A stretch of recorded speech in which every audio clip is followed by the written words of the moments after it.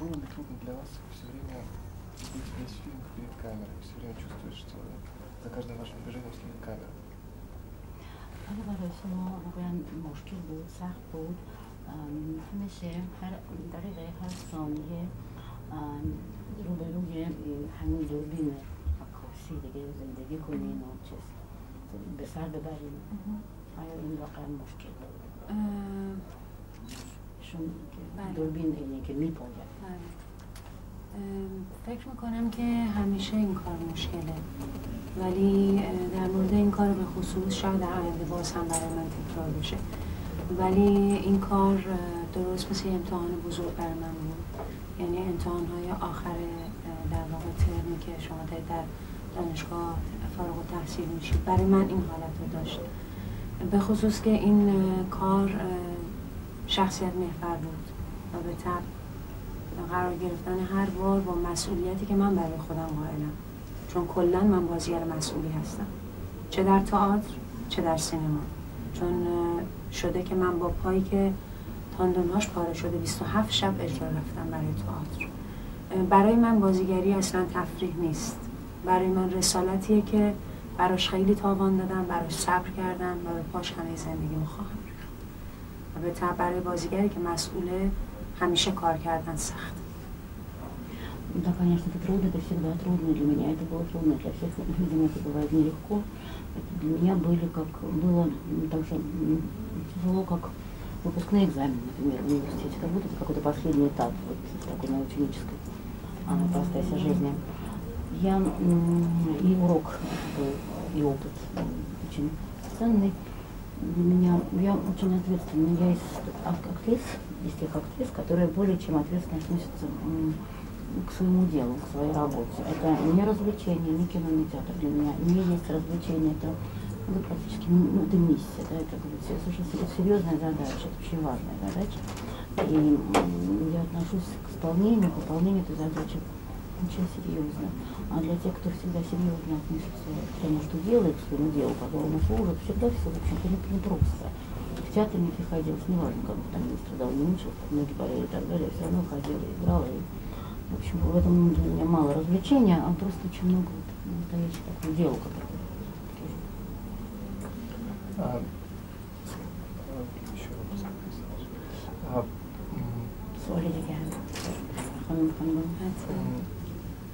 Скажите, не мешали ли вам место съемок? Действие происходит в основном в одной квартире, большей частью. Не мешали ли вам другие люди, то есть операторы и технические? یعنی حوادث این فیلم همه بیشتر حوادث این فیلم می‌گذرد در یک آپارتمان، در یک خانه. Потому что это очень интимная работа получилась. یعنی خود فیلم یک چیز خیلی فیلم خودمونیه، به خاطر این است که ایشون میپرسن که آیا مثلا حضور فیلم برداران و صدا برداران و اینا مزاحم نبود. این مسئله به دو تا موضوع برمیگرده و اینکه اول به همون مقوله اول که من اساساً با هر شرایطی باید کارم رو به بهترین نحو انجام بدم، ولی مهمترین چیزی که در این فیلم خودمونی باعث شد که من بتونم شاید یه مقدار کارم رو نه اینکه راحت تر، چون اصلا راحت نبود، یعنی برخلاف اسمش بسیار کار سختی بود به لحاظ بازیگری، ولی شاید بتونم در محیط امن‌تری بتونم به کارم بپردازم و شاید با دوربین راحت تر باشم و بتونم در خلق شخصیت نمیگم موفق، ولی بتونم حداقل اون نقش رو اجرا بکنم. هدایت و رهبری آقای میرکریمی به عنوان کارگردان با گروه بود، چون ایشون روز قبل از شروع کار به همه گفتن این کار خیلی سخته و گفتن بازیگر اینجا کارش درست مثل این میمونه که روی لبه تیغ راه بره. یعنی اینو به همه گفتن که این بازیگر در این کار، در این متن، در این شخصیت پردازی درست مثل این که روی لبه تیغ باید راه بره برای اینکه بازیگران ما آسیب نخورن از تمام گروه ایشون خواستن که هر کس اگر هر گفته‌ای داره بهشون منتقل کنن و ایشون به من.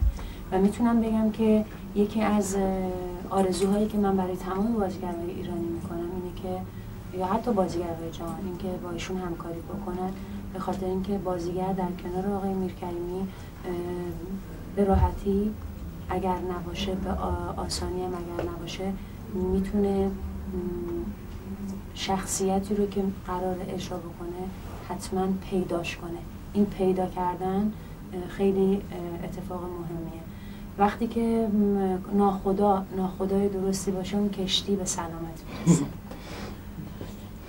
Ну, безусловно, это все было непросто, но, во-первых, я актриса, и профессиональная актриса, я, естественно, готова выполнять такую непростую задачу. Во-вторых, с камерой, может быть, по-своему, это дало какую-то определенную глубину, и, может быть, было и интереснее, и полезнее осознавать происходящее в жизни героини. Но главное, мы все очень благодарны господину Кереми, который еще до начала работы всем сказал, что он предупредил всех, сколь тяжела работа их ожидает. Потому что все очень тонко, очень филигранно должно быть сделано. И практически вы идете, будете все время ходить, как по лезвию Блейд Раннер, да. Вот, и несколько раз это говорила, и все, что его руководство, это было, в общем-то, да, главным. И чтобы там у нас не возникали какие проблемы, мы, естественно, с ним обращались. Ну, что здесь можно сказать, он был замечательный капитан корабля. Если капитан корабля профессионален, глубоко понимает происходящее, то корабль он приходит к цели, успешно совершать планы. Теперь к вопросу к Зершину. Мне кажется, это выдающаяся режиссерская работа. به نظرم این کار شما واقعا کار برجسته است.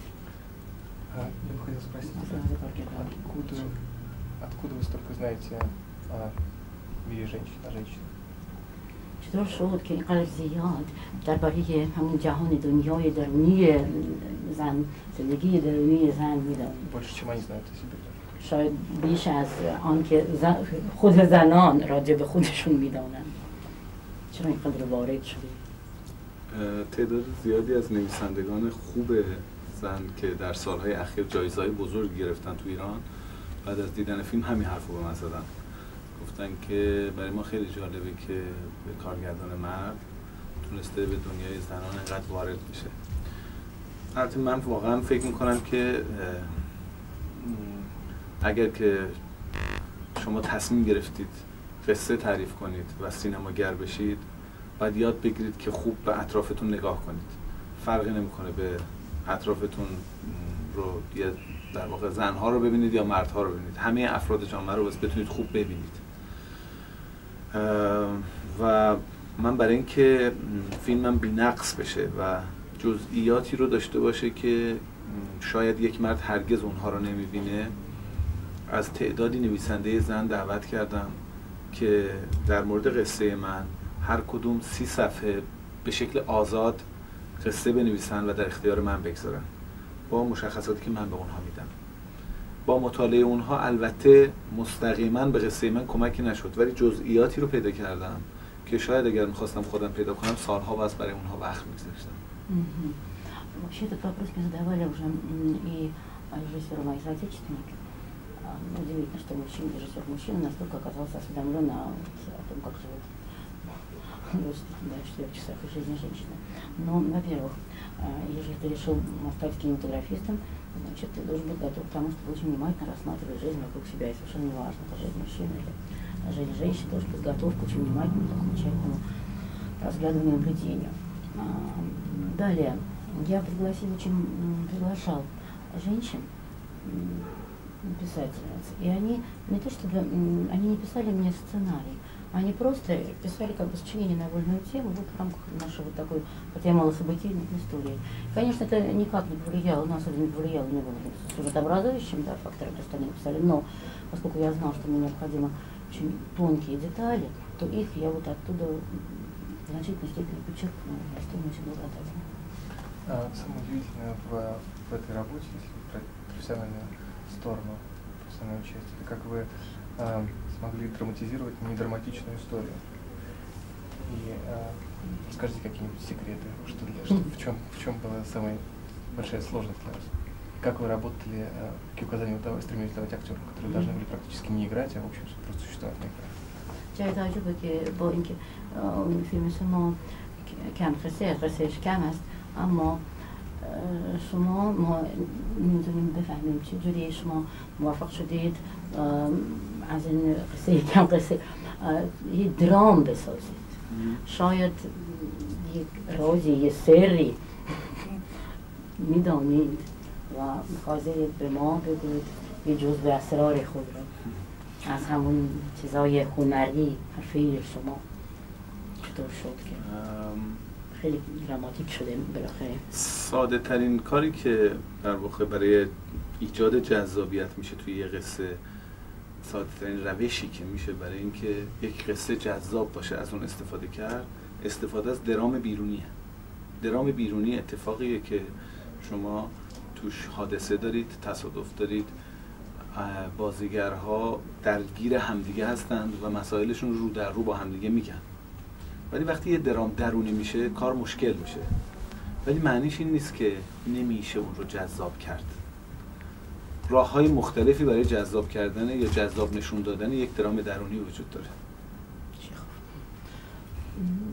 Самое главное, что нужно сделать, чтобы сделать фильм, да, придать ему привлекательности, это все-таки внутренняя драма. Когда герои фильма переживают внутреннюю драму, мы можем очень внимательно и пристально за ними наблюдать и ощущать это напряжение, высокую температуру в отношениях между героями. И, собственно говоря, достаточно много способов, да, как драматизировать. Конечно, это очень трудно приглядываться к внутренней драме, тем не менее играть ее. Но все-таки, на взгляд господина Кереми, это один из верных способов сделать фильм притягательным. Да, оторваться невозможно. اصلا نمیتونست خود را ایشون نمیتونستن خود را چیز پاره کنند از بعد تماشای فیلم. Скажите, пожалуйста, а какое максимальное количество дублей было снято в каких-то сценах? Дубли? Что значит эти дубли? Takes. Takes, да? How many takes, да? How many takes? فعلا یادم نیست فارسی چی میشه که مثلا یه صحنه چند بار تکرار میشه. یک چیز یک اصطلاح برداشت داره، چند بار برداشت. ایشون گفتن که چند یعنی چیز نیست. بستگی داره، بعضیاش خیلی طول میکشید، ولی من جالبه بهتون بگم که لحظه های حسی ما و لحظه هایی که خیلی مهم بود به لحاظ بازی تو برداشته کمی اتفاق میافتاد. مثلا اولین یا دومین برداشت ما در واقع به همون نتیجه که میخواستیم میرسیدیم. دلیلش هم اینه که توی سیستم روشی که من کار میکنم بازیگران فیلمنامه رو در دستشون ندارن و تمرین نمیکنن. فقط یک بار فیلمنامه رو میخونن و فیلمنامه از اونها پس گرفته میشه. فضای کلی فیلمنامه رو دارن، حس کلی فیلمنامه رو دارن. به همین دلیل همون لحظه که میخوایم بگیریم، همون لحظه 5 دقیقه 10 دقیقه قبلش با هم دیگه تمرین میکنیم. فرصتی برای اینکه این تبدیل بشه به یک در واقع دوچار تکرار بشه و مصنوعی بشه پیش нemiاد. توی این شرایط اولین برداشت بهترین برداشت. Значит, те сцены, которые были для нас особенно важны, мы снимали очень быстро, 1-2 дубля. И дело в том, что актеры, они не имеют постоянно при себе сценария, они прочитали изначально, да, прониклись атмосферой фильма. И в дальнейшем уже больше сценарий, у них сценарий забрали, они более к нему не обращались. И перед съемкой каждой сцены мы примерно репетировали 5-10 минут, и совершенно таким образом у людей не было возможности довести сцену до состояния уже искусственного. То есть они практически все время оставались в естественных, таких естественных отношениях и условиях. Почти все время, это не импровизация, конечно, не говорит, да, но вот естественно. То есть когда повторяется многократно, появляется некоторая такая излишняя театральная искусственность. А этой возможности не было. Все снималось, большинство важных сцен, самых важных таких, снимались 1-2 дублями, 1-2. А у вас был точно режиссерский сценарий с раскадровкой или сценарий был в большей степени литературным? فیلمنامه شما چجوری بوده؟ یک صحنه به صحنه چیز داشت یعنی دقیقاً یا فقط چیز من 120 صفحه فیلمنامه داشتم که 6 بار بازنویسی شد و 9 ماه نوشتنش طول کشید.